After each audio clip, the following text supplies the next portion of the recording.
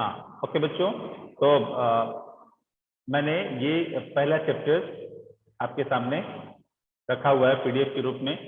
इसमें जो हम पार्ट पढ़ चुके हैं, पूरा पार्ट पढ़ चुके हैं, इनमें जिस किसी बच्चे का जैसा भी प्रश्न है, किसी पद में, क्वेश्चंस में या किसी में, तो हम बढ़ते हैं पहले पद की ओर। इस पहले पद में किसी का कोई क्वेश्चन है व्याख्या के भाग में, कहीं भी, किसी भी लाइन में, किसी भी पंक्ति में, तो एक एक करके मुझसे पूछेंगे, मैं उन प्रश्नों का जवाब दूंगा। आपको जो भी डाउट हो पूछें।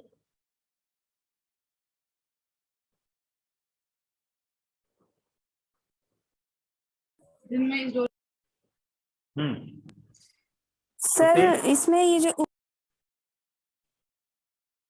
बोलो बोलो।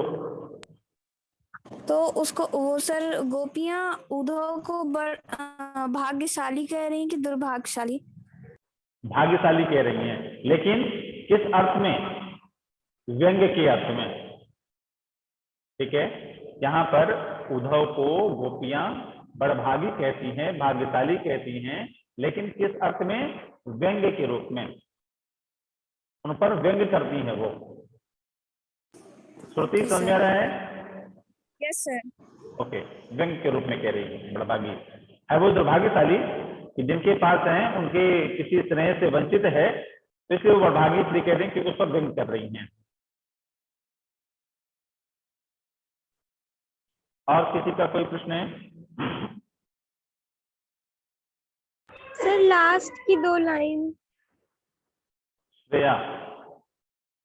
Yes sir.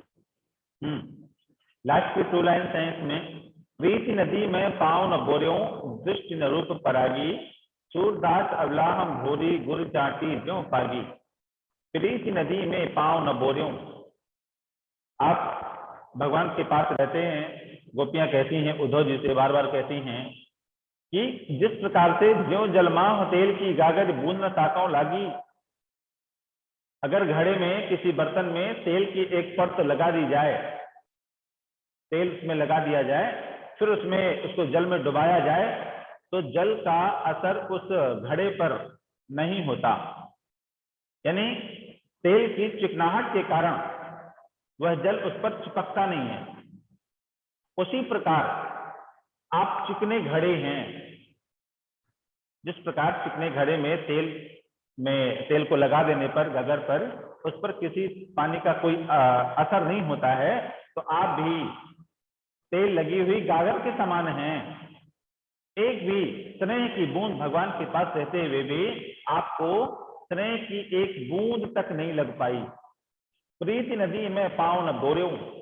ये बताइए, आप हमको योग की शिक्षा दे रहे हैं, योग का ज्ञान दे रहे हैं, अगर आपने प्रीति रूपी नदी में पाँव नहीं डुबाया, अर्थात प्रेम आपने किया ही नहीं, स्नेह आपके मन में किसी के लिए है ही नहीं है, दृष्टि न रूप परागी, आपकी जो दृष्टि है, आपकी जो देखने की शक्ति है, इस दृष्टि में भी रूप को देखने का गुण नहीं है, तो आप इस योग की बात कैसे कर सकते हैं?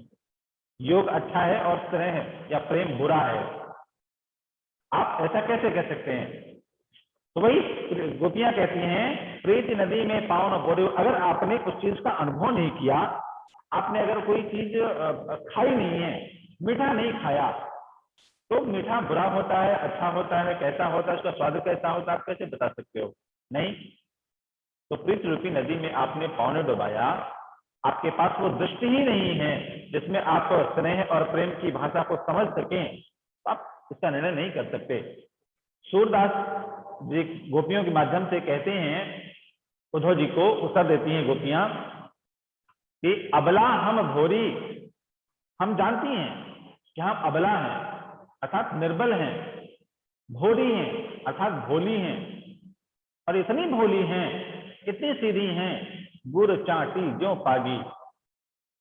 जिस प्रकार से चींटी गुड़ में पक जाती है, गुड़ में रम जाती है, चिपक जाती है, वो जानती हैं कि उनकी परिणति गुड़ में चिपकना मृत्यु है।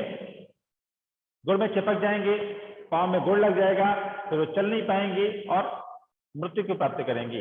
हम जानते हैं, फिर भी हमें उसी से स्नेह करना है, उन्हीं के पास रहना है, उनसे हमको कोई भी शक्ति दूर नहीं कर सकती है। ठीक है Shreya? Yes sir, yes Okay. Sir, thank you sir. Okay, और किसी का कोई प्रश्न है तो बताएं।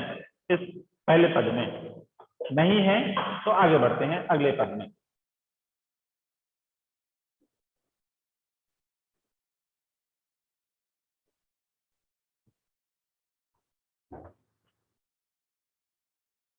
किसी का कोई प्रश्न नहीं है? चलिए आगे पद में बढ़ते हैं, दूसरे पद में। शिवांशु बोलो। Shivanshu yes sir.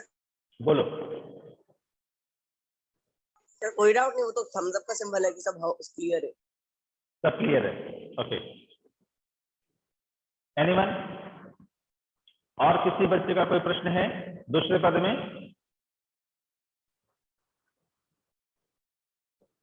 दीपांशु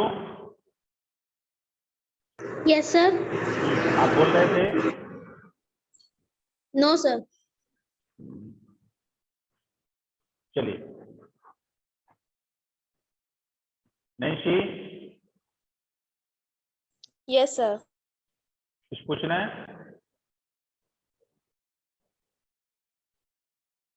दूसरे, तीसरे, चौथे पद में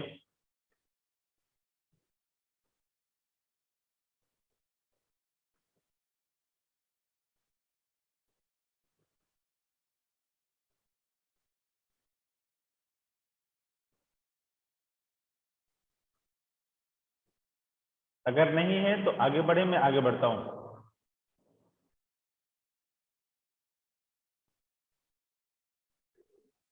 सर थर्ड पद में बताओ।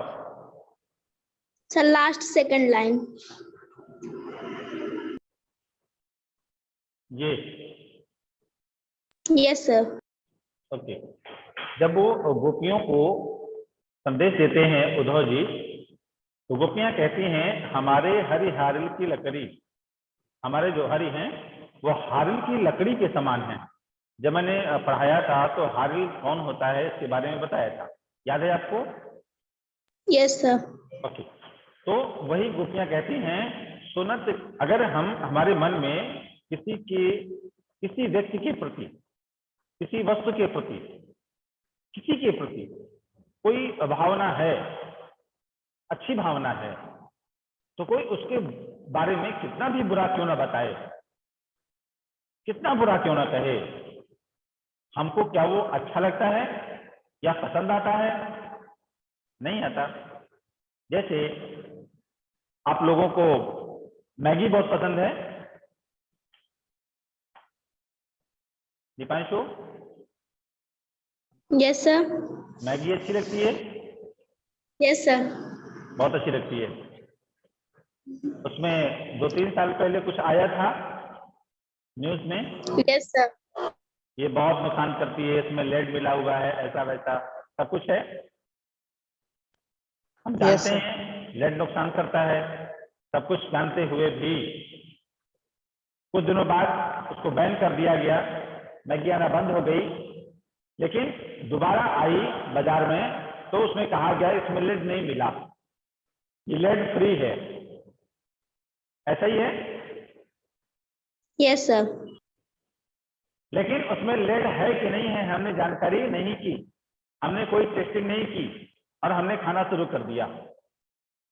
और पहले वाली मैगी में अब वाली मैगी में कोई टेस्ट में अंतर भी नहीं है।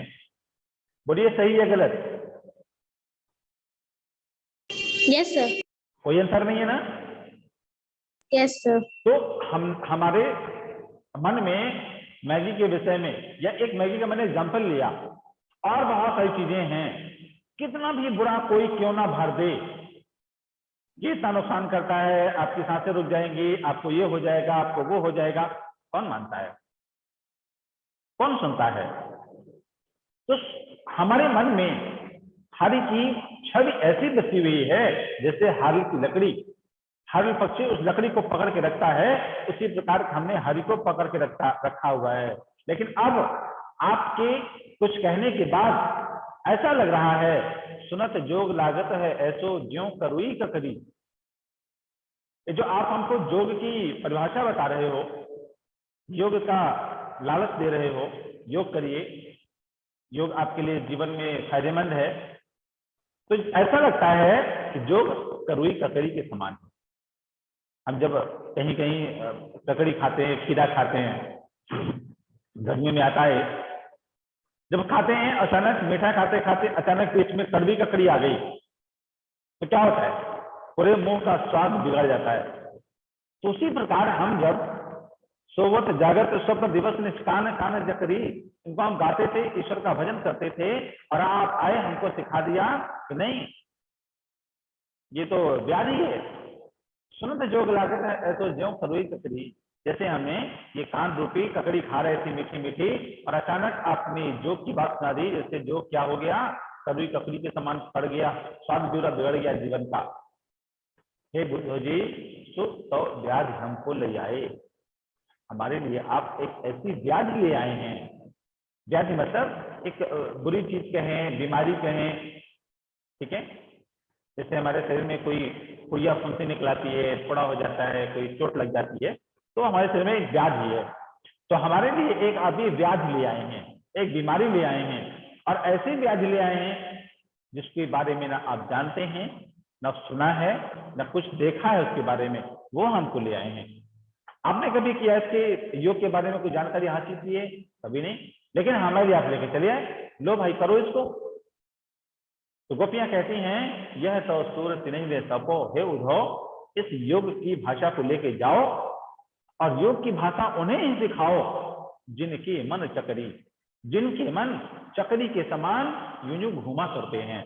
हमारा मन एक बार कृष्ण के, कान्हा के हृदय में बस गया है, या कान्हा हमारे हृदय में बस गए हैं, अब उनका स्थान कोई नहीं ले सकता। हमारा मन एकाग्र है, एक स्थायी है, एक जगह ही रहता है, चक्री के समान यूं यूं घूमता नहीं है। ठीक है? Yes sir. ओके। हाँ, अंतिम और चौथा पद, इस पद में किसी का कोई प्रश्न हो तो बताएं।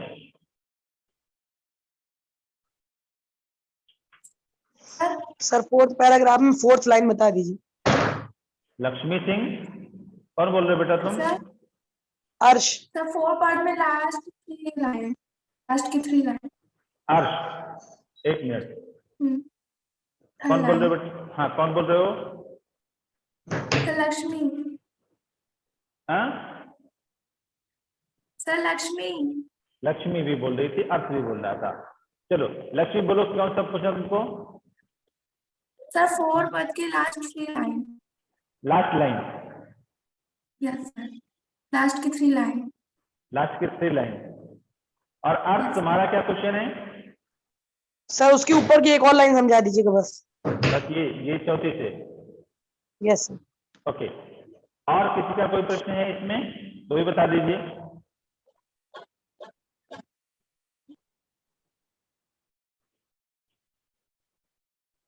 ओके, चलिए मैं इसको समझा देता हूं आगे की। जब उद्धव जी बार बार ये बात पढ़ाते हैं, बताते हैं योग का, तो गोपियां उनके उत्तर में कहती हैं कि हरि है राजनीति पर ही आए।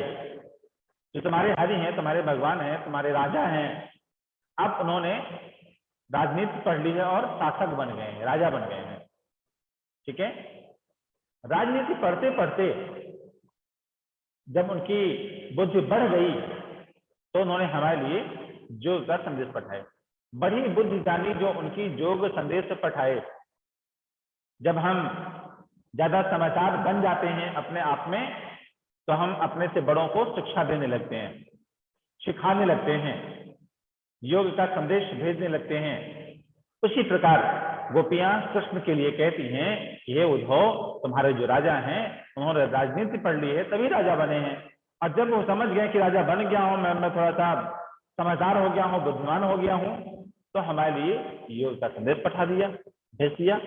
जब तक यहाँ थे तब तक तो हमको ऐसे ज्ञान की बातें नहीं सिखाते थे, अब हमको ज्ञान की बात सिखा रहे हैं। उद्धव भले लोग आगे के परहित दौलत धाये, हे उद्धव आप तो उनसे आगे वाले बढ़ गए। उद्धव भले लोग आगे के, हे उद्धव उनसे ज्यादा अच्छे तो आप जैसे लोग हैं, आगे के लोग हैं, उनके साथ वाले लोग हैं। यहाँ उद्धव पर गोपियां व्यंग कर रही हैं और कहती हैं कि आप भी उनके कहने से परहित दौलत धाये, उनके कहने से उनका भला हो रहा था, उनका तो हमसे जी छूट रहा था, तो उनके कारण से आप तो उनके हित के लिए आपको क्या मिला? हमको कष्ट दे करके, हमको परेशान करके, हमको ये संदेश दे करके आपको क्या मिला? कुछ नहीं मिला। तो कृष्ण को मिला, तो कान्हा को। परहित दौलत धाये, आप दूसरों के हित के लिए, दूसरे की भलाई के लिए भागते चले आए, एक बार भी नहीं सोचा गोपियों के पास में जाऊंगा, उनके चीज सिखाऊंगा, बताऊंगा, उनके हृदय में क्या गुजरेगी, क्या व्यतीत होगी, आपने एक बार भी नहीं सोचा। बस आप अपने मालिक का भला करने भागते चले आए। अब अपने मन फेर पाई हैं चरत जो होते चुराए। आपने देखा होगा महाभारत में जब मथुरा जाते हैं गोकुल से कृष्ण, तो किस प्रकार से गोपियां उनके साथ साथ जाती हैं, अक्रूर जी लेने आते हैं। देखा है काफी लोगों ने महाभारत में। Yes sir. Yes sir. Krishna को ले मथुरा से कौन आया था? अक्रूर जी। अक्रूर जी आए थे लेने। तो जब अक्रूर जी लेने आए थे, अपने रथ पे बैठा के ले जा रहे थे, गोपियों को पता चला तो गांव के बाहर तक रास्तों में जाके लेट गई, नहीं जाने देंगे आपको, आप यहीं रहिए, आपको नहीं छोड़ सकते हम। तो उस समय गोपियां याद दिलाती हैं उद्धव को, कहती हैं अब अपने मन फेर पाई हैं चरत जो होते चुराए। जब हम कृष्ण हमको छोड़ के जा रहे थे, मथुरा जा रहे थे, हम उनसे मिलने गए थे, जो हमारे मन को, हमारे हृदय को वो चलते समय चुरा के ले गए थे और हमसे एक वादा किया था, हमसे कसम खाई थी, फिर आप चिंतित ना हो, परेशान ना हो। अक्रूर जी भी बोले थे कि कुछ समय के लिए जा रहे हैं और फिर कान्हा आपके पास ही रहेंगे, आप तो आपके ही हैं, इनको हम लेने जा रहे हैं, बस हमारा काम हो जाएगा, हम फिर आने देंगे इनको। तो अब अपने मन फेर पाई हैं। अभी तक गांव में रहते थे हमारे पास, तो प्रेम था हमसे, हमारे पास रहते थे। अब शहर पहुंच गए, अच्छी जगह पे पहुंच गए, राजा राजमहल में रहते हैं, तो हम गरीबों को क्यों याद करेंगे? अब हमसे उनका मन फिर गया है, अब अपने मन फेर पाई हैं, उनका मन हमसे भर गया है, हमसे ऊब गए हैं। और वह मन जो जब यहां से गए थे तो हमारे मन को अपने मन के साथ चुरा के ले गए थे, अब उनका मन हमसे ऊब गया, फिर गया है। तो वो हमारे लिए अब क्या भेज रहे हैं? योग का संदेश भेज दिए कि जाओ भाई उनको सिखा दो, योग बहुत अच्छा होता है। तय क्यों अनीति करें आपन जे और अनीति छुड़ाए। उद्धव जी ये बताइए, कहा जाता है सठे साधन समाचरे, दुष्ट के साथ दुष्टता का व्यवहार करना चाहिए, टेट फॉर टेट, सुना होगा आपने। लेकिन गोपियां कुछ दूसरी प्रकृति की हैं। वो कहती हैं कि हे उद्धव, कहा जाता है ऐसा, लेकिन क्यों अनीति करें आपन। अगर कोई हमारे साथ बुरा करता है, अनीति करता है, गलत काम करता है, तो क्या हम उसके साथ वैसा ही व्यवहार करें? अगर कोई व्यक्ति जे और अनीति छुड़ाए, कोई अगर अनीति का काम करे, तो क्या हम उससे भी वैसा ही व्यवहार करें? नहीं तो हमारा प्रकृति बदल ना जाएगी, हम इंसान कहाँ रह गए? हमारी भी अपनी कुछ प्रकृति है ना, हमारा अपना कुछ नेचर है ना। हम क्यों ऐसा सोचें, हम क्यों ऐसा विचारें कि कोई हमारे साथ गलत करे तो हम भी उसके साथ गलत करें? हमारी अपनी कुछ पहचान है, हमारे कुछ अपनी जानकारियां हैं, हमारे अपने कुछ आइडेंटिटी है, उसको भी हम ध्यान रखें। तो हम उसके साथ गलत व्यवहार ना करें। राजधर्म तो यह है सुर जो प्रजा न जान सताए। राजा का धर्म क्या होता है? राजधर्म, राजा का धर्म क्या होता है? यही होता है कि प्रजा न जान सताए। राजा का काम सबसे पहला ये होता है कि राजा को ऐसा कोई भी काम नहीं करना चाहिए जिससे प्रजा दुखी हो, प्रजा परेशान हो। ठीक है, Okay, sir. Thank you. ये राजधर्म क्या है? राजा का धर्म क्या होता है कि उसके द्वारा उसके किसी भी कार्य से प्रजा को दुख ना हो। राजधर्म का सर्वोत्तम उदाहरण आप कहां देखते हैं? राजधर्म का सबसे अच्छा उदाहरण किसने पेश किया है आपके सामने? आपके जीवन में कभी देखा आपने? भी कहानियों में, इतिहास में?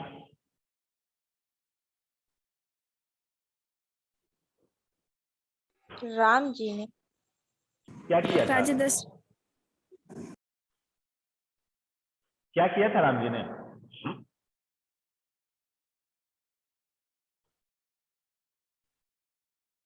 कौन बोला था? सर राजा दशरथ ने अपना धर्म निभाया था। ओके, और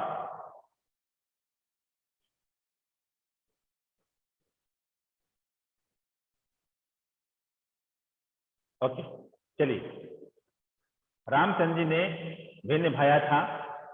बस प्रजा को खुश करने के लिए उन्होंने अपनी पत्नी तक का त्याग कर दिया था। इसका भी नहीं सोचा बेचारा कि विवाह के तुरंत बाद 14 साल का वनवास, उतना कष्ट, वहां से आने के बाद फिर से वनवास। वो तो राजा बन गए, लेकिन सीता माता को फिर से वनवास दे दिया गया, और कब तक दिया गया पता नहीं। आगे पूरा जीवन, उनका पूरा जीवन ही वनवास में बीता, और अंत में जहां से आई थी, प्रकट हुई थी, वहीं उसी धरती माता की गोद में समा गई। तो राजा का धर्म क्या होता है, ये गोपियों ने उद्धव जी को समझाया, बताया। चलिए अब आते हैं इन प्रश्नों पर। इन प्रश्नों पर किसी का कोई प्रश्न हो तो बताएं, कोई डाउट हो।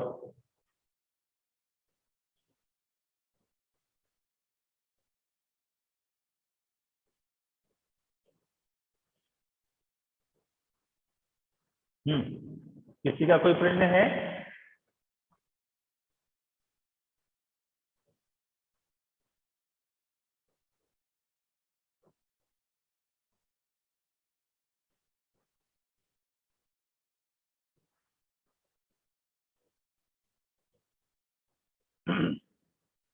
नहीं है तो फिनिश करते हैं।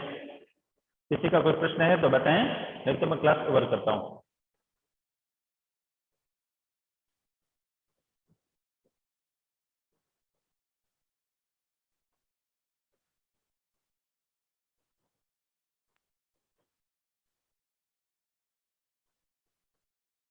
किसी का कोई डाउट नहीं है बच्चों? No sir. ओके।